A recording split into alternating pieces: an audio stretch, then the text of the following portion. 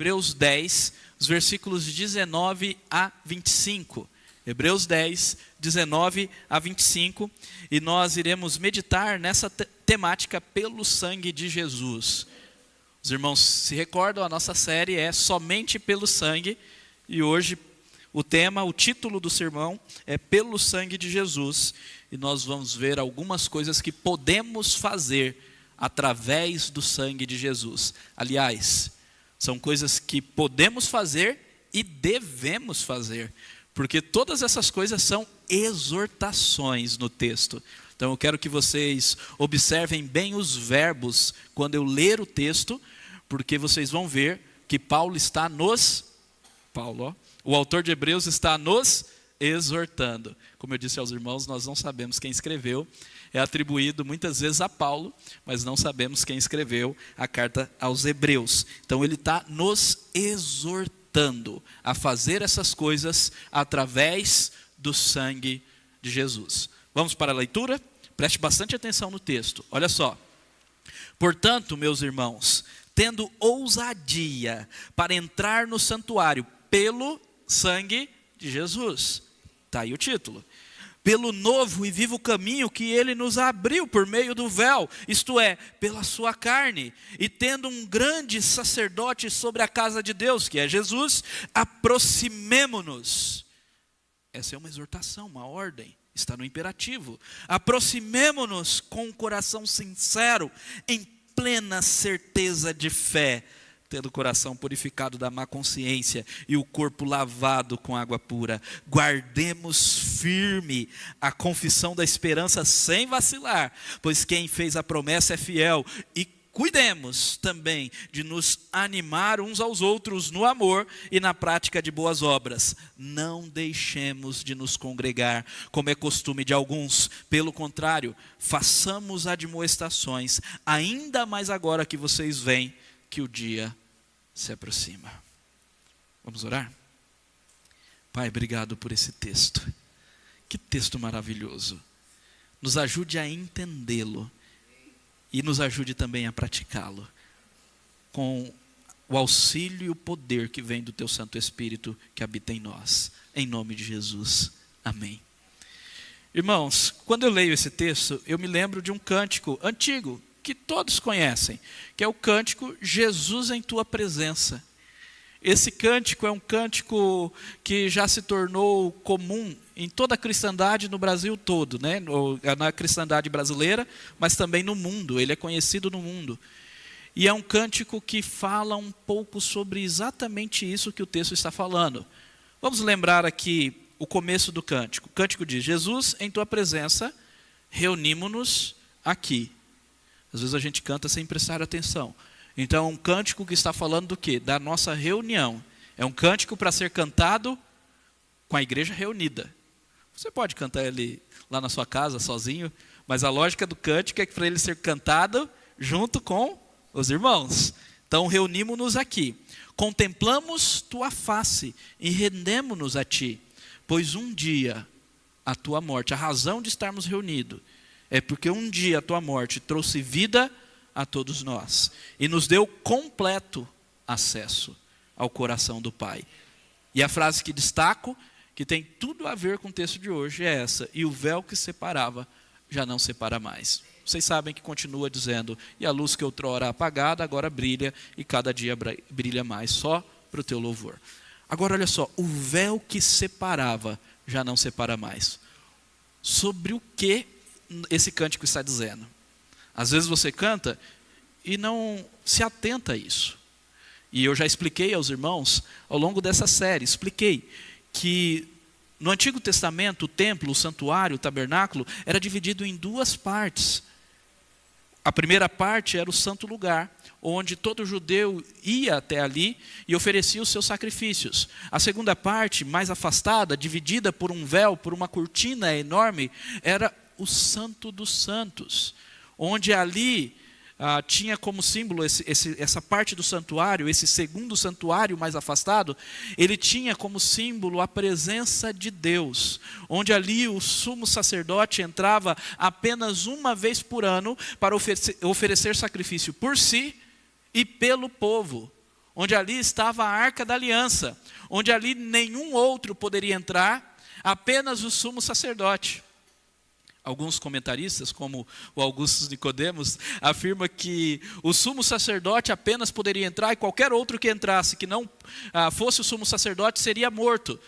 E isso era tão levado a sério pelos judeus que eles amarravam uma corda nos pés ou em volta do sumo sacerdote, para que quando ele fosse oferecer o sacrifício, se acontecesse alguma coisa e ele morresse, eles poderiam puxar ele sem ninguém entrar. Porque se alguém entrasse que não fosse o sumo sacerdote, seria morto. Vocês estão entendendo o tamanho da exclusividade do Santo dos Santos? Ao ponto deles fazerem isso, amarrar uma corda para puxar o sumo sacerdote se acontecesse alguma coisa? Isso acabou. Por quê?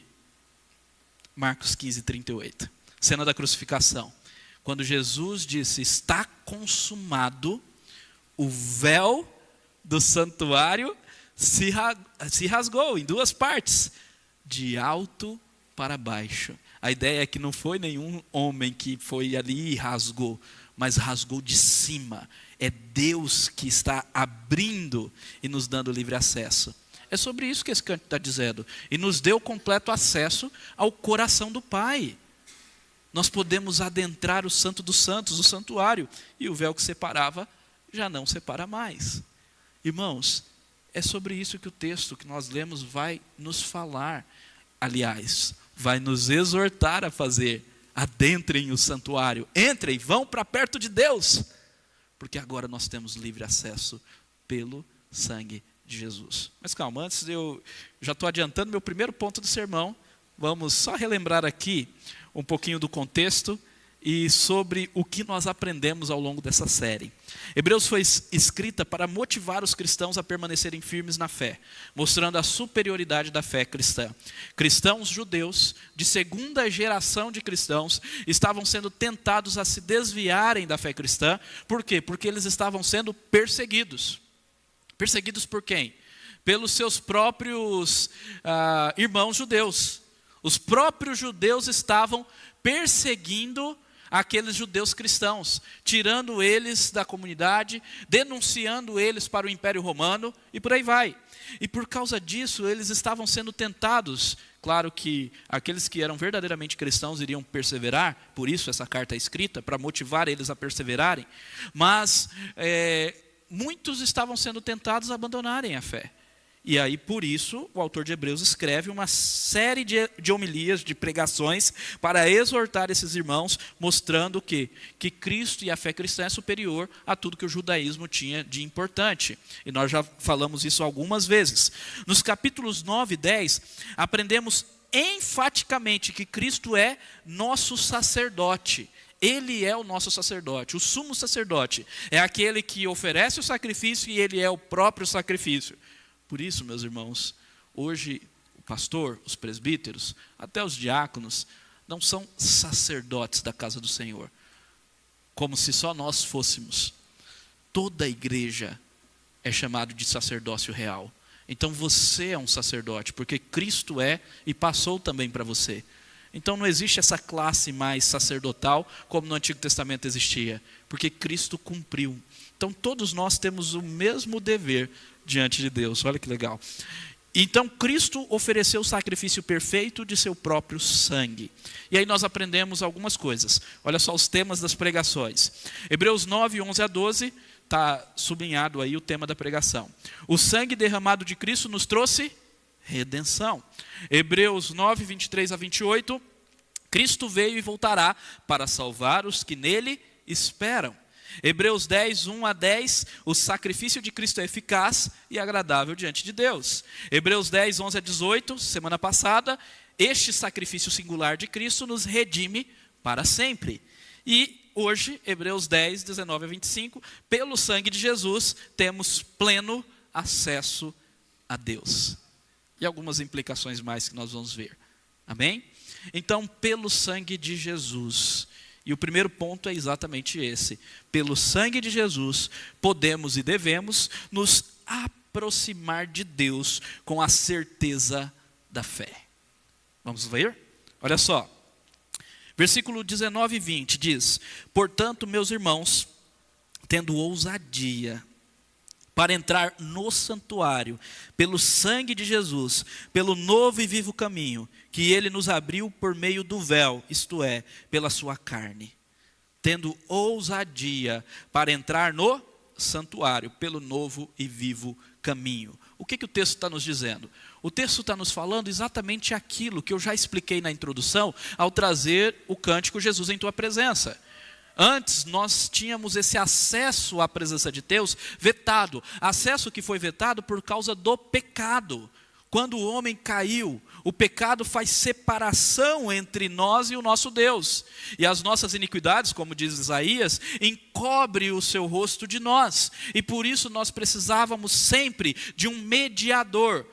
Alguém que mediava entre Deus e os homens. E esse mediador era o sacerdote. A figura do sacerdote era importantíssima para o culto, para a adoração e para o perdão, para a absolvição, para a remissão de pecados no Antigo Testamento.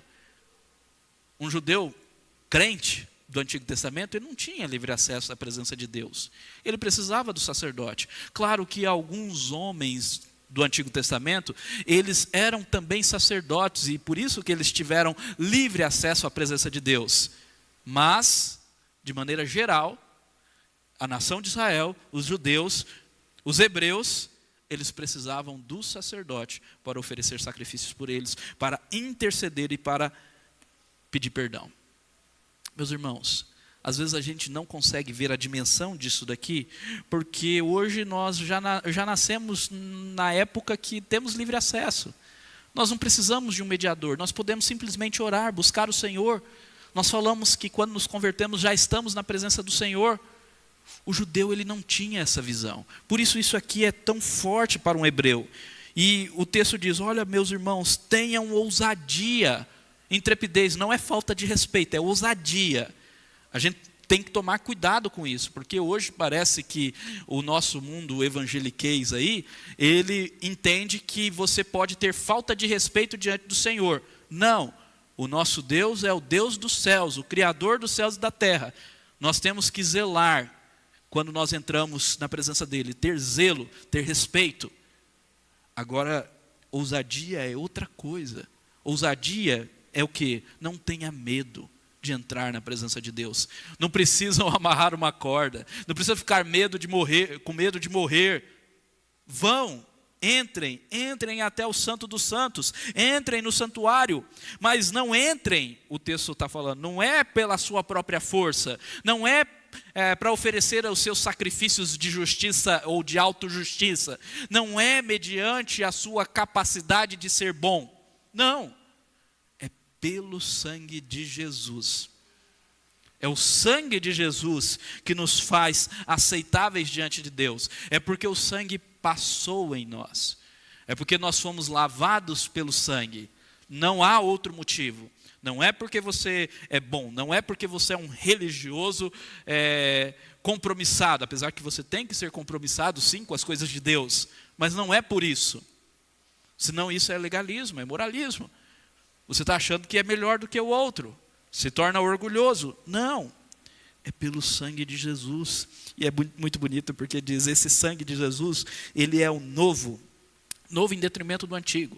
Do antigo caminho, que exigia tantos sacrifícios. Não, esse novo caminho, que nos permite ter esse livre acesso. É um novo, mas também é vivo.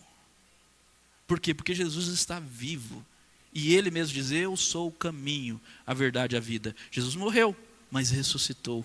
Então é por ele, por meio dele. Meus irmãos, não há salvação fora de Cristo.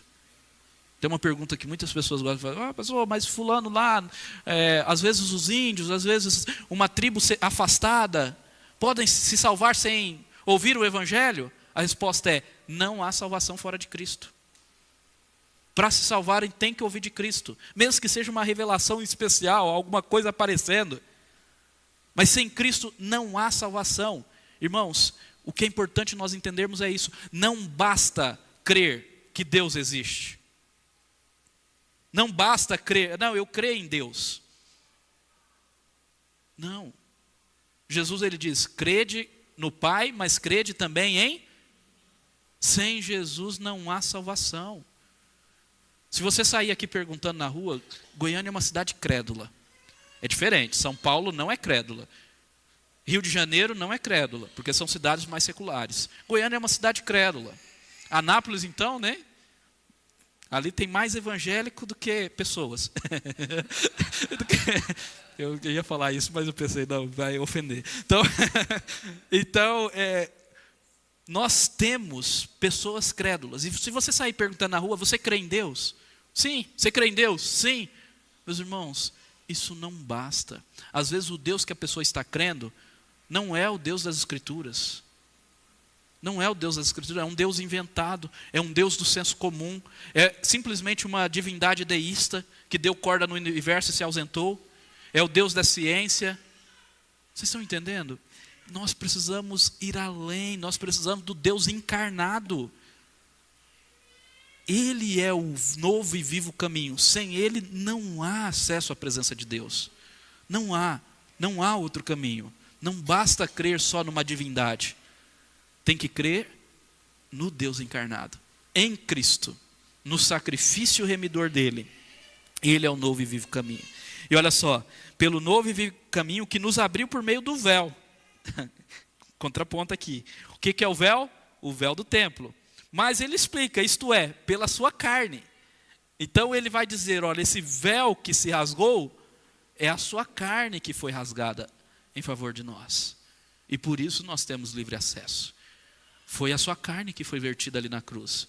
Essa mesma que nós comemos e bebemos, né? Comemos o pão, o seu corpo que é partido por nós. Claro que não literalmente, mas espiritualmente sim. Nós comemos e bebemos o corpo de Cristo. Esse véu que se rasgou para abrir esse caminho ao nosso favor.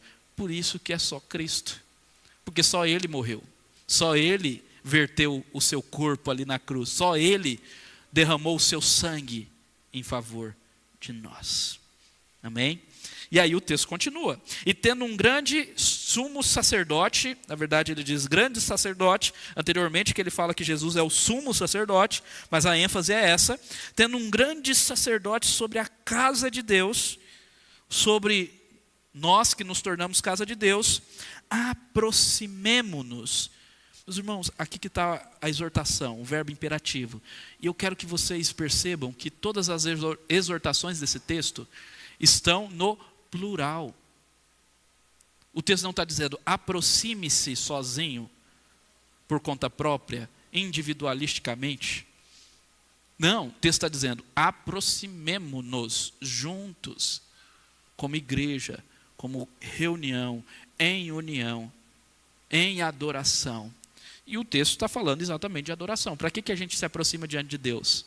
Para adorá-lo, para cultuá-lo. Aproximemo-nos com um coração sincero, com sinceridade. E aí vem o ponto do tópico, em plena certeza de fé. Você se aproxima de Deus pela fé. Isso vai ficar evidente nos capítulos seguintes. E nós já tivemos uma série, inclusive de Páscoa, sobre a fé dos capítulos seguintes. Você pode ver essa série, está toda no YouTube, começa aqui no capítulo 10 e vai até o começo do capítulo 12, onde nós falamos sobre fé. E nessa série nós vimos que sem fé é impossível agradar a Deus. Nós não conseguimos nos aproximar.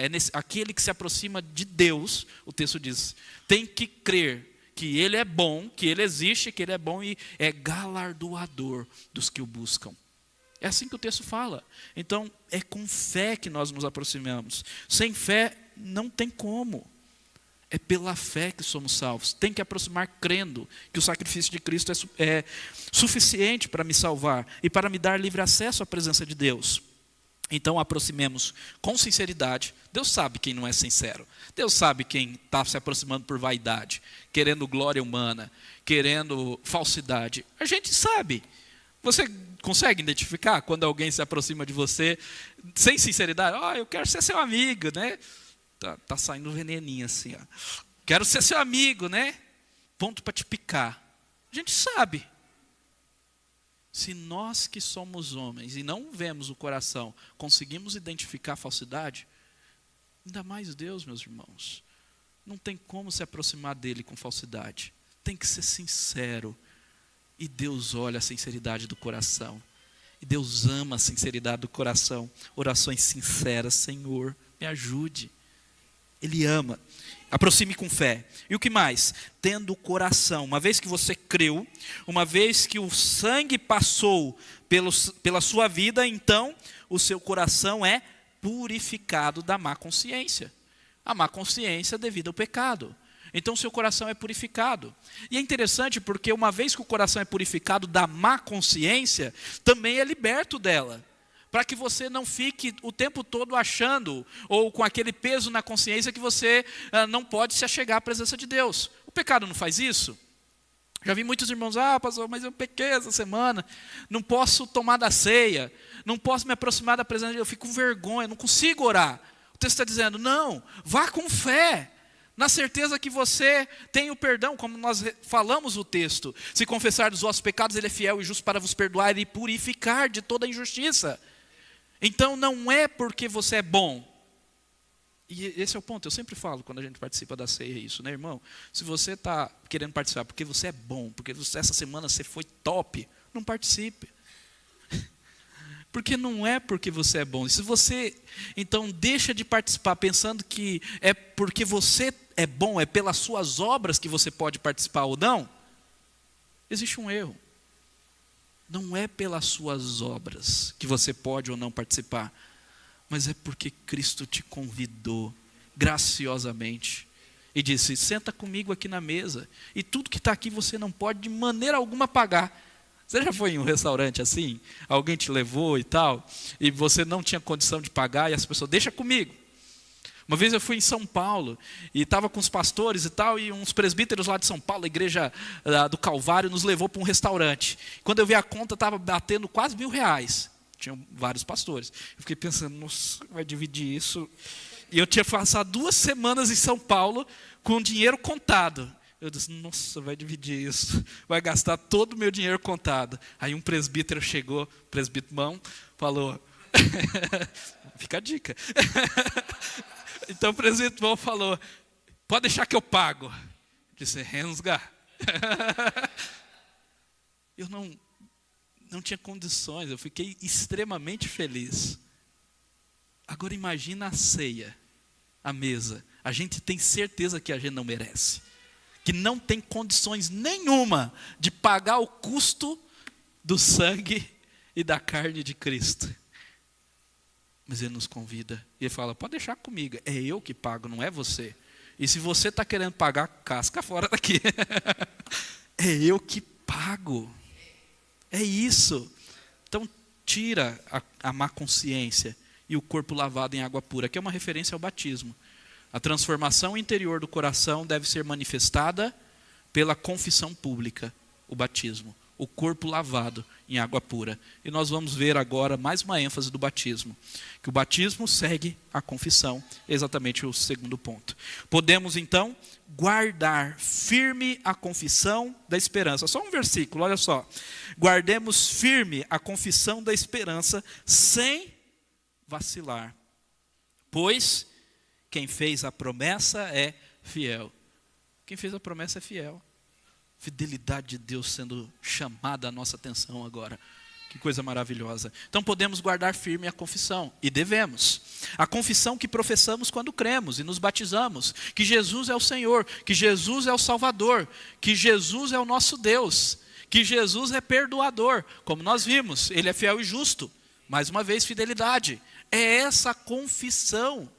A confissão que quando nós batizamos ou professamos a fé, nos foi perguntada. Você crê que Jesus é o Senhor, que Deus Pai criou todas as coisas, que o Espírito Santo habita aqueles que creem, que você é salvo pela fé? E nós falamos, cremos. É essa confissão que nós devemos guardar. Viu a referência? O batismo anteriormente, a confissão agora. Então essa confissão que nós devemos guardar, como? Sem vacilar. E a esperança aqui, ele coloca confissão da esperança. A esperança aqui, nós precisamos entender que denota certeza e não dúvida. Porque esperança para nós, às vezes, denota dúvida. Denota dúvida. A gente fala, eu tenho esperança que isso vai acontecer.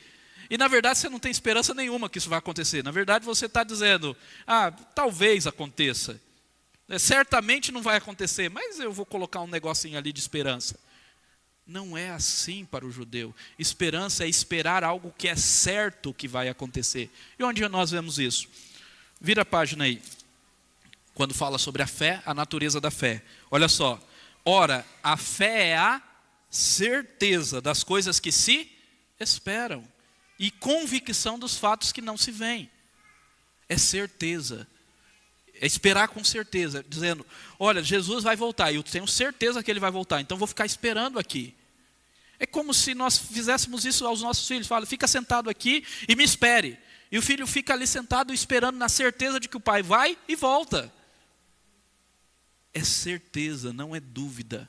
Esperança no Evangelho é certeza e não dúvida. Por isso nós podemos guardar sem vacilar, guardar com perseverança. Claro que às vezes nós damos uma vacilada, mas por isso aí a gente precisa de arrependimento, fé e obediência. Essa é a valsa cristã. No discipulado eu ensino para os irmãos a valsa cristã.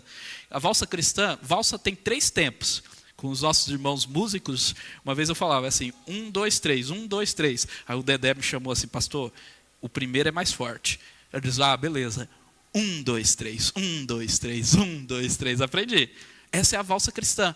1, 2, 3, arrependimento, fé, obediência. Não pode pular nenhum. Se você, então, vacila, se arrependa. Creia na redenção e continue obedecendo. Manda ver, pela força que vem do Senhor e através da fé. Então é isso, sem vacilar, pois quem fez a promessa é fiel. É certeza, meus irmãos, a promessa é fiel. Que promessa? A promessa de salvação, a promessa de vida eterna, a promessa de glorificação, a promessa que Ele voltará, a promessa que habitaremos um mundo sem dor, sem sofrimento, a promessa que Ele estará conosco todos os dias até a consumação do século. E se eu continuar falando a promessa, a gente vai ter que terminar lá para o ano que vem.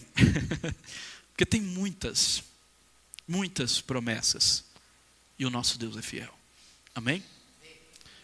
Em terceiro lugar, podemos nos encorajar ao amor e ao congregar. Último ponto aí. Versículo 24. Cuidemos também de nos animar. Algumas versões vai trazer aqui, consideremos os outros, para que nós possamos encorajá-los, animá-los ao amor. Considerar é que o outro te chame a atenção, que a sua atenção não esteja somente em si, mas no outro. A nossa versão aqui traduz como cuidemos. Nós podemos entender dessa forma. Então, cuidemos também de nos animar uns aos outros no amor e na prática das boas obras. Nós precisamos uns dos outros. Nós precisamos o quê? Nos animar, nos encorajar ao amor e ao congregar diligentemente. Nesse versículo 24, ao amor e à prática do bem. Nós precisamos nos animar constantemente. Olha, continue amando o próximo, continue amando a Deus acima de todas as coisas. Continue praticando o bem. Vamos lá roçar aquele pasto que nós vamos roçar amanhã, lá na chácara do irmão. Vamos juntos, vamos fazer o bem. Não só isso, mas ajudar também o próximo, servir, ouvir, tirar o egoísmo, o individualismo do coração e viver em prol do outro, em prol da comunidade, em prol daquele que precisa. É essa a ideia. Então nós precisamos nos animar e nos encorajar mutuamente à prática do bem e ao amor. Olha só, essa é uma exortação constante. Lá em Hebreus 3, 12 a 14, eu trouxe aqui nos slides, o autor de Hebreus ele fala isso também. Olha, tenham cuidado, irmãos, para que nenhum de vocês tenha um coração mau e descrente, que se afaste do Deus vivo. Pelo contrário, animem uns aos outros todos os dias. Irmãos, todos os dias. Não é uma vez por ano, é todos os dias. Você se preocupa com o próximo todos os dias? Você se preocupa com os da sua casa todos os dias? Todos os dias. Todos os dias. Durante o tempo que se chama hoje. É hoje o tempo, não é ontem, nem amanhã. É hoje. A fim de que nenhum de vocês seja endurecido pelo engano do pecado. Porque temos nos tornado participantes de Cristo. Se de fato guardamos firme até o fim a confiança que desde o princípio tivemos. E o texto continua: hoje, se ouvides a sua voz, não endureçais o vosso coração. Então nós precisamos nos animar, nos encorajar. Olha para quem está ao seu lado. Olha para aquele irmão que não está aqui, que faz tempo que não está aqui. Você sabe o motivo? Não viva o cristianismo sozinho. Encoraje o outro irmão. Você tem uma responsabilidade com o próximo. Amém? Eu sei que é difícil nessa época falarmos sobre isso, mas é isso mesmo. A gente é contracultural. O evangelho é contra a cultura. E se não formos, para que estamos aqui em igreja? Igreja tem que ser família, família de Deus. E aí o texto continua: não deixando de congregar. A princípio, quando eu fiz o primeiro esboço desse texto, eu coloquei esse não deixemos como um ponto também, um ponto, o quarto ponto aí, um ponto principal, porque é uma exortação. Mas depois eu entendi que essa exortação negativa está em conjunto com a exortação positiva do versículo 24. A exortação positiva do versículo 24 é: tenham cuidado para cuidar uns dos outros, incentivando ao amor. E uma das formas do incentivo ao amor é essa: não deixar de congregar. Interessante? Então, essa é a exortação de maneira negativa daquela que foi positiva anteriormente: a encorajar ao amor e ao congregar diligentemente. Então, não deixemos de nos congregar, como é costume de alguns. Irmão, já naquela época, primeiro século já era costume de alguns não congregar. Essa é a história do cristianismo. Por isso nós precisamos ser enfáticos. Não deixemos de congregar, como é costume de alguns. Pelo contrário, façamos a admoestação. Agora a gente vai ver sobre isso, ainda mais quando vem que um dia se aproxima. O que fica evidente para mim é que nós fomos congregados pelo sangue de Jesus. O privilégio de congregar é uma graça que vem pelo sangue. E não congregar é vituperar o sangue de Cristo. É você considerar como algo sem valor aquilo que custou algo tão caro como o sangue do Senhor. Porque o texto todo está dizendo: é pelo sangue que a gente se aproxima da presença de Deus. É pelo sangue que a gente guarda a confissão. É pelo sangue que nós congregamos. E você deixar de congregar, você está dizendo: isso não é importante, o sangue pagou, mas eu não quero. Olha que coisa. Pelo sangue nós congregamos. E congregar é expressão de amor. Olha um comentário do Kistemaker. Kistemaker era um comentarista bíblico, e ele diz assim: uma das primeiras indicações da falta de amor de um cristão para com Deus e para com o próximo é o ausentar-se dos serviços de adoração. Ele abandona a obrigação comunal, de comunhão, de participar desses encontros, e exibe sintomas de orgulho e egoísmo. Poderia acrescentar aqui individualismo. Interessante, né? Que texto forte. Uma das primeiras indicações da falta de amor de um cristão para com Deus e para com o próximo é ausentar-se do serviço de adoração. Ele abandona a obrigação comunal de participar desses encontros e exibe sintomas de orgulho e egoísmo. Ok, pastor, mas nós estamos aqui congregando, então essa exortação não é para nós. A segunda é. Olha só o que diz. Então, não deixemos de congregar, ao contrário, né, nós precisamos admoestar. Façamos admoestações, ainda mais agora que vemos que o dia se aproxima. Então, o nosso papel, não com orgulho de maneira alguma, não com sentimento de superioridade, mas com amor, e na prática do amor é o quê? Exortar. Admoestar, nos admoestarmos mutuamente, aqui a congregar, a se reunir, a viver comunhão, a amar, a servir, a praticar boas obras, a se aproximar da presença de Deus em adoração, a guardar firme a confissão. Nós precisamos viver o exercício da comunhão. Somos igreja, exortando, admoestando, cuidando uns dos outros. É interessante porque o termo aqui que aparece em grego para admoestar é parakletos, da onde vem o paráclito. Paráclito é o nome que se dá ao Espírito Santo e também a Jesus. Lá em João 14, Jesus fala: eu enviarei outro consolador. Então ele também o é.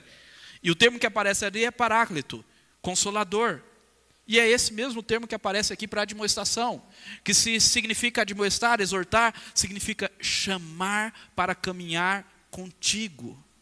E esse é o significado marcante.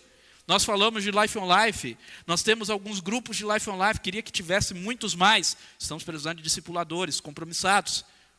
E Life on Life é vida na vida. Você chama alguém para caminhar contigo, ao seu lado. É isso que está sendo dito aqui, admoestar. Não é você chegar e falar, eu quero brigar com você, né? Não, vem caminhar comigo. Cadê você? Vamos juntos. Eu estou com frieza na fé e tal, com sentimento ruim. Então vou fazer o seguinte, durante essa semana eu vou ligar todo dia para você, para a gente orar juntos. Você já fez isso para alguém? Irmãos, sendo bem sincero, eu nunca vi isso na igreja presbiteriana. Eu já vi isso com muita veemência na igreja Assembleia. E a gente critica os assembleanos em algumas questões de doutrina, entre outras, mas a gente não liga para uma pessoa para orar pelo menos um tempo. E lá não é uma semana orando não, eles ligam para orar 40 dias. É 40 dias que a pessoa liga todo dia para outra para orar. Claro que tem a questão de motivação, mas isso não vem ao caso. O ponto é, será que o sangue não nos motiva a ligar para o outro para orar? Entende? Chame para caminhar contigo. Seja um consolador. Não é um admoestador, como eu talvez estou fazendo aqui, num sermão bravo às vezes. Não, não é isso. Chame para caminhar. É vida na vida. Amém? Eu sei que é difícil, mas faça isso. Por quê? Olha só o que João Calvino diz. Essa advertência, pois, vem a ser mais que necessária a todos nós, a fim de sermos encorajados a amar, antes que a odiar, e não nos separarmos daqueles a quem Deus nos uniu. Deus nos uniu a muito custo com irmãos. Por isso o chamado do Evangelho é a união, é a sermos um, e não ao ódio, e não à separação. Porque custou muito caro para a gente ficar brigando, para a gente deixar intrigas nos separarem. Então é para nos unir. Torna-se urgente que abracemos com amor fraternal, com fraternal benevolência aqueles que nos são ligados por uma fé comum. E é indubitável que nos compete cultivar a unidade da forma mais séria, porque Satanás está bem alerta, seja para arrebatar-nos da igreja, nos fazer parar de congregar, seja para desacostumar-nos dela de maneira furtiva. Por isso nós precisamos ser diligentes. Por isso congregar deve ser uma responsabilidade diligente. Amém?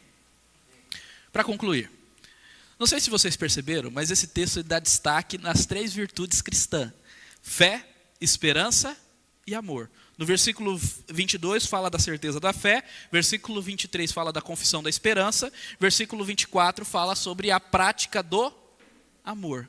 Olha que coisa legal. Então, só para resumir, outro esboço aqui, outra forma de pregar esse texto. Pelo sangue de Jesus nos aproximamos de Deus. Creia. Você tem que crer nisso. Segundo, pelo sangue de Jesus aguardamos a promessa. Espere. Você está aguardando, espere com certeza. Pelo sangue de Jesus encorajamos e congregamos. Ame.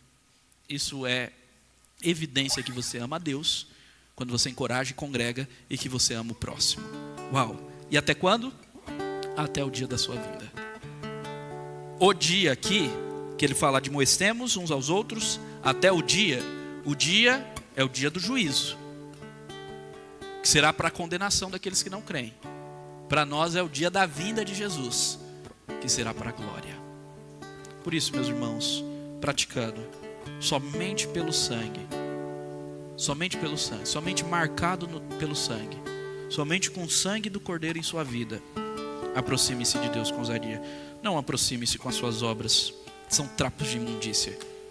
Não aproxime-se com a sua autojustiça, que Deus não vai te aceitar. Somente pelo sangue, aproxime-se com ousadia, com coração sincero e certeza da fé. Entre no santuário. Adore ao Senhor. Eu coloquei 3 níveis aqui, para vocês dizerem que eu não coloquei o individual. Individual também. Individualmente.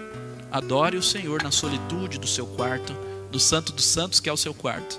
Mas adore familiar e coletivamente. Com seu lar, com seus filhos.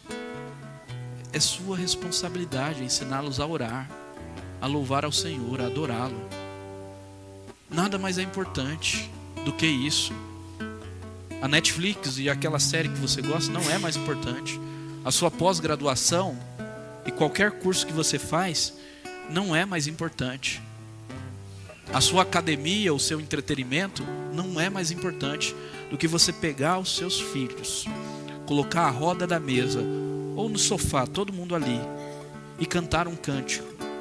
Pode ser desafinado mesmo, pode colocar no YouTube, na Alexa, onde você quiser, mas cante um cântico. Abra a sua Bíblia, leia um texto. Se as crianças forem muito pequenas, conte uma historinha, compre livros.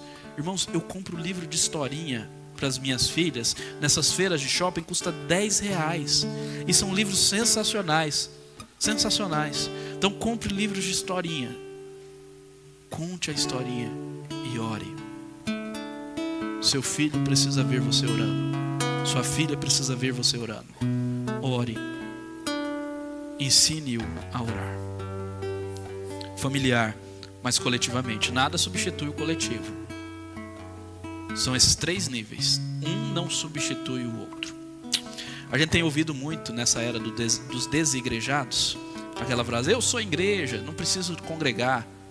Irmãos, isso é tão incoerente, porque o próprio termo igreja, eclesia, no grego, significa reunião. Então não tem como você ser reunião de um só. Você precisa se reunir. Para ser igreja tem que se reunir. Nós somos o corpo de Cristo, juntos. Individualmente somos membros. Nós somos a casa de Deus, juntos. Individualmente, utilizando a ilustração de Pedro no capítulo 1, somos pedras. Pedras vivas, que Deus está construindo a casa de Deus. Sempre juntos. Sim, o Espírito habita cada um individualmente. Mas é quando estamos juntos que somos o templo do Espírito. Então temos que nos reunir. É a igreja que é o templo. Igreja reunida, coletivamente. Tenha o seu coração, somente pelo sangue de Jesus, tenha o seu coração purificado da má consciência do pecado. E tenha o corpo lavado e as atitudes transformadas. E viva para a glória de Deus. Viva para a glória de Deus, pelo sangue de Jesus. Guarde sem vacilar a sua confissão. Persevere. Persevere. Quando eu termino aquele primeiro discipulado que nós fazemos para a pessoa batizar, sempre o último estudo é: persevere. Porque uma coisa é dizer que você é cristão, uma coisa é você começar a caminhada cristã, outra coisa bem diferente é terminar. É bem diferente. E o ponto é que nós precisamos terminar. A promessa do nosso Senhor Jesus Cristo é que aqueles que são dele, ele conduzirá até o fim. Isso nós chamamos de preservação dos santos. Mas nós precisamos perseverar. Persevere. Espere firmemente o autor e consumador da fé, Hebreus 12. Ele cumprirá suas promessas. Ame seu irmão. Anime-o a amar e fazer o bem. Chame-o a congregar. A ideia de admoestar é de chamar. Chame-o. Chame para perto. Chame para caminhar junto. Essa é a ideia. Viva em comunhão com os irmãos. Seja diligente. Você sabe o que é diligente? É se esforçar. É ser assíduo. É não faltar. É ser fervoroso. Então seja diligente, pois Jesus voltará para o juízo e para a glória da sua igreja, que é a união dos salvos. Curva sua cabeça e ore.